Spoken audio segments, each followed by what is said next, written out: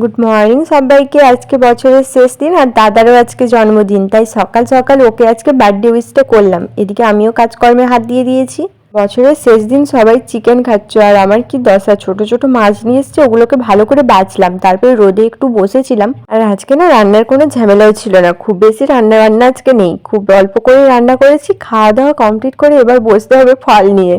আজকেই তো বছরের শেষ দিন, আগামীকাল হলে কিন্তু আবার একটা নতুন বছর চলে আসছে। নতুন বছরে পা দেওয়ার আগে সবাই তো বলো কেমন গেল বছরটা। আমার কিন্তু বেশ ভালোই গেছে, কারণ তোমাদের মতো এত সুন্দর একটা পরিবার পেয়েছি। রাতের বেলা বরকে বলেছিলাম জানো তো বন্ধুরা, যে একটুখানি ফুচকা নিয়ে আসো, কিন্তু বাইরের জিনিস এখন আর খেতেই দিচ্ছে না, তাই নিজেই বাড়িতে বানিয়ে ফেললাম। আর কয়েকটা ঘন্টার পর আমরা নতুন বছরে পা দিচ্ছি। সবাইকে জানাই নতুন বছরের আগাম শুভেচ্ছা। সবাই খুব ভালোভাবে কাটাও এবং ফ্যামিলি নিয়ে সবাই মজাতে থাকো, ঘোরাঘুরি করো। আজকের ভিডিওটা এই পর্যন্তই। কেমন লাগলো অবশ্যই কমেন্টে জানিও।